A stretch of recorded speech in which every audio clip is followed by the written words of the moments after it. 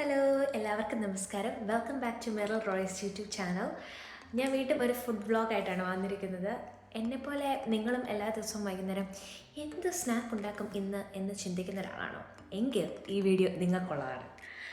ഞാൻ കഴിഞ്ഞ ദിവസം ഇന്ന് വൈകുന്നേരം സ്നാക്ക് ഉണ്ടാക്കണം എന്ന് ചിന്തിച്ചുകൊണ്ടിരുന്നപ്പോഴാണ് ഞാൻ ഓർത്തത്, കഴിഞ്ഞ ദിവസം ഞാൻ എൻ്റെ പഴയ റെസിപ്പി ബുക്ക് കണ്ടുപിടിച്ചു. റെസിപ്പി ബുക്ക് എന്ന് പറഞ്ഞാൽ ഞാൻ തന്നെ ഉണ്ടാക്കുമ്പോൾ എനിക്ക് നല്ലതെന്ന് തോന്നുന്ന അല്ലെങ്കിൽ എനിക്ക് ഇഷ്ടപ്പെട്ടതുമായിട്ടുള്ള കാര്യങ്ങൾ ഞാൻ പിന്നീട് മറന്നു പോയിരിക്കാൻ വേണ്ടിയിട്ട് ഞാൻ റെസിപ്പി ഇങ്ങനെ എഴുതി വെക്കാറുണ്ട്. അപ്പോൾ ആ ഡയറി ഞാൻ കഴിഞ്ഞ ദിവസം കണ്ടുപിടിച്ചു. അപ്പോൾ അതിനകത്ത് നോക്കിയപ്പോഴത്തേക്കും സ്നാക്ക് ഓർ ബ്രേക്ക്ഫാസ്റ്റ് റെസിപ്പി എന്ന് പറഞ്ഞ് ഞാൻ ഒരെണ്ണം എഴുതി വെച്ചിട്ടുണ്ടായിരുന്നു. അതിൽ ഹെഡിങ് പറയുന്നത് തന്നെ, ഈ ഫുഡ് ഐറ്റം നിങ്ങൾക്ക് ബ്രേക്ക്ഫാസ്റ്റ് ആയിട്ടോ സ്നാക്കായിട്ടോ കഴിക്കാവുന്നതാണ്. ഭയങ്കര ഈസി ആയിട്ട് ഉണ്ടാക്കാൻ പറ്റിയ ഒരു ഫുഡ് ഐറ്റമാണ്. ആൻഡ് ഒത്തിരി ഇൻഗ്രീഡിയൻസ് ഒന്നും വേണ്ട, നമ്മൾ വീട്ടിലുള്ളതൊക്കെ തന്നെ മതി.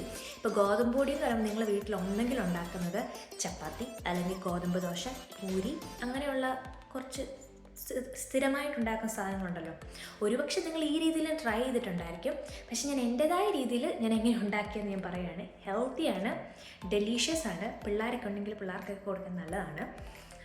അതുപോലെ നമുക്ക് വലിയവർക്കും പിള്ളേർക്ക് വേണ്ടി മാത്രമുള്ളതല്ല കേട്ടോ, എല്ലാവർക്കും കഴിക്കാവുന്ന ഒരുതരം ഫുഡ് ഐറ്റമാണ്. സ്നാക്കായിട്ടോ ബ്രേക്ക്ഫാസ്റ്റായിട്ടോ കഴിക്കാവുന്നതാണ്. നിങ്ങളെല്ലാം കാണാൻ റെഡിയാണോ? Anyways, let's watch.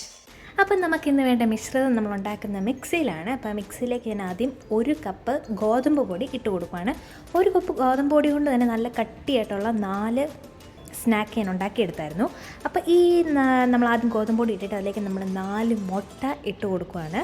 2 പേർക്ക് കഴിക്കാൻ ആക്ച്വലി ഇത് ഇനഫാണ്. എന്നിട്ട് ഇത് നന്നായിട്ട് അരച്ചെടുക്കുക. ഒത്തിരി അങ്ങ് ലിക്വിഡ് രൂപത്തിലാവുകയും ചെയ്യും, ഒരുമാതിരി ദോശമാവ് രൂപത്തിലാക്കി എടുക്കുക. അപ്പോൾ ഞാനിത് ആദ്യം ഒന്ന് അരയ്ക്കുന്നുണ്ട്. പിന്നെ അത് കഴിഞ്ഞ് മേക്ക് ഷുവർ ചെയ്യുക നമ്മുടെ മിക്സിയുടെ അടപ്പിലും അതുപോലെ നമ്മുടെ മിക്സിയുടെ സൈഡിലൊക്കെ ഉള്ള പൊടികൾ നമ്മൾ അതിനകത്തോട്ട് തൂത്ത് ഇട്ട് കൊടുക്കാനായിട്ട് മറക്കരുത്. അങ്ങനെ ഇട്ടില്ലെങ്കിൽ പിന്നെ അത് കട്ടയായിട്ട് അവിടെ കിടക്കും. അതുപോലെ തന്നെ നമ്മൾ മുഴുവനായിട്ട് ഇളക്കിയിട്ട് കൊടുക്കുന്നതല്ല, കാരണം അതിൻ്റെ അടിയിലൊക്കെ ഒട്ടിപ്പിടിച്ച് അരയാതെ അവിടെ ഇരിപ്പുണ്ടായിരിക്കും. നിങ്ങൾ കുറച്ച് വെള്ളം ആവശ്യമെങ്കിൽ ആഡ് ചെയ്ത് കൊടുത്ത് ഇതുപോലെ നല്ല സെറ്റായിട്ട് എടുക്കുക. ഇനി ഇതിനകത്തോട്ട് ഞാൻ കുറച്ച് യെല്ലോ ക്യാപ്സിക്കം, സവോള, ക്യാരറ്റ് ആഡ് ചെയ്ത് കൊടുക്കുകയാണ്. നിങ്ങൾക്ക് വേണമെങ്കിൽ കുക്ക് ചെയ്ത ചിക്കനോ അല്ലെങ്കിൽ നിങ്ങൾക്ക് എന്ത് സാധനം വേണം, ഇനി കൂടുതൽ പച്ചക്കറികൾ ആഡ് ചെയ്യണമെങ്കിൽ നിങ്ങൾക്ക് അങ്ങനെ ഇടാവുന്നതാണ് ഈ സമയത്ത്. ഇനി അടുത്ത സ്റ്റെപ്പ് നമ്മളിതെല്ലാം കൂടെ നല്ല അടിപൊളിയായിട്ട് മിക്സ് ചെയ്ത് വെച്ച് ഇനി നമ്മൾ പാൻ എടുത്തിട്ട് പാനിനകത്ത് കുറച്ച് ഞാൻ ഒലിവ് ഓയിലാണ് ആഡ് ചെയ്ത് കൊടുത്തത്. സോ നമ്മൾ ഒലിവ് ഓയിൽ എടുത്ത് ഇച്ചിരി അപ്ലൈ ചെയ്ത് കൊടുക്കുക. എന്നിട്ട് നന്നായിട്ട് പാൻ ചൂടായി കഴിയുമ്പോൾ ഒരു മീഡിയത്തിലോട്ട് നമ്മൾ ഗ്യാസ് ഇട്ടതിന് ശേഷം നമ്മൾ ഉണ്ടാക്കി വെച്ച മിശ്രിതം ഇച്ചിരി എടുത്ത് ഒഴിച്ച് കൊടുക്കുന്നു. അപ്പോൾ എനിക്ക് ആക്ച്വലി വീട്ടിൽ കുക്ക് ചെയ്ത ചിക്കൻ ഇരിപ്പുണ്ടായിരുന്നു. അപ്പോൾ ഞാൻ ഈ സമയത്ത് ആ കുക്ക് ചെയ്ത ചിക്കൻ ഞാൻ ഇച്ചിരി ഷ്രെഡഡ് ആക്കിയിട്ട് ഞാൻ മുകളിലോട്ട് ഇട്ട് കൊടുത്തു. ഇപ്പം നിങ്ങൾക്ക് ഇതെൻ്റെ കുക്ക് ചെയ്ത് നല്ല ചിക്കൻ കറിക്കാത്ത ചിക്കനാണ്, നല്ല യമ്മി ആയിരുന്നു. നിങ്ങൾക്ക് ഇനിയിപ്പം ജസ്റ്റ് കുരുമുളകും ഉപ്പും മാത്രം ഇട്ട ചിക്കനാണെങ്കിൽ അതാണ് മതി.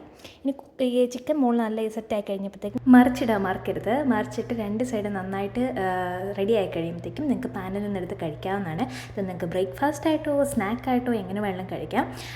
എനിവേസ് എല്ലാവരും ഇത് ട്രൈ ചെയ്യാൻ പ്രതീക്ഷിക്കുന്നു. Thank you for watching.